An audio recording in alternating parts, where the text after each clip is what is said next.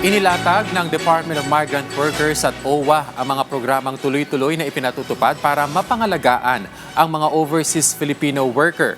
Yan ang ulat ni Gab Villegas live. Gab. Kenneth, patuloy na pinagbubuti ng Department of Migrant Workers at Overseas Workers Welfare Administration ang mga social protection programs ng pamahalaan para sa mga overseas Filipino workers. Ayon kay OWA Administrator Patricia Yvonne Kaunan, ilan sa mga pinakabagong proyekto na kanilang binuksan ay ang pagbubukas ng OFW Lounge sa Mactan Cebu International Airport na may seating capacity na aabot sa 80. Mayroon itong libreng pagkain at inumin, komportabling resting areas, libreng wifi, charging station at assistance desk para sa iba't ibang OFW-related concerns. Available rin sa lounge ang mga frontline services ng OWA tulad ng membership registration at renewal, OWA e-card issuance at iba pang welfare at social protection services upang mabilis at maging madali ang pag-access ng mga OFW sa kanilang mga benepisyo. Bukod pa rito, pinalalakas rin ng OWA ang mga programa para sa mga kaanak ng mga OFW na naiwan dito sa Pilipinas. Kabilang dyan ang pagkakaroon ng scholarship para sa mga anak ng mga OFW kung saan naabot na ito sa 15,000 scholars. Ngayong taon, nagdagdag ang OWA na 10,000 slots para sa mga anak ng OFWs na nais magkaroon ng scholarship. Hindi lamang dapat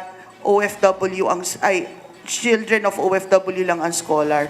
Pati OFW dapat mabigyan ng oportunidad matapos ang kanilang pag-aaral dahil nagiging hadlang para sa kanilang promotion, nagiging hadlang sa kanilang pagbalik sa Pilipinas at paghahanap ng trabaho.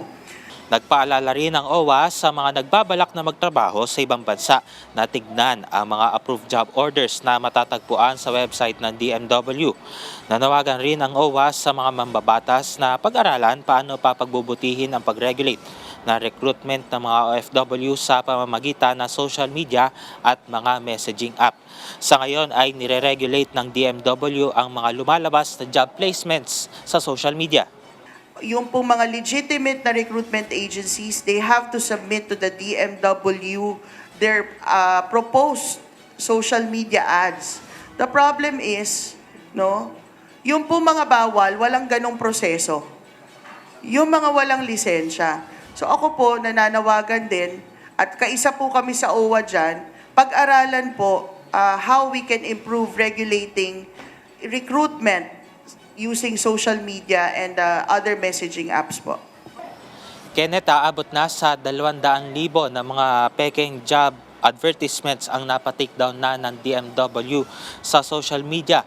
Muli ring ipinaalala ng OWA at DMW na hindi maaaring mag-recruit sa loob ng ating bansa ang mga foreign recruiters na hindi sumusunod sa pamantayan na pinahihintulutan ng ating pamahalaan. Yan muna ang update mula rito sa Quezon City. Balik si Kenneth.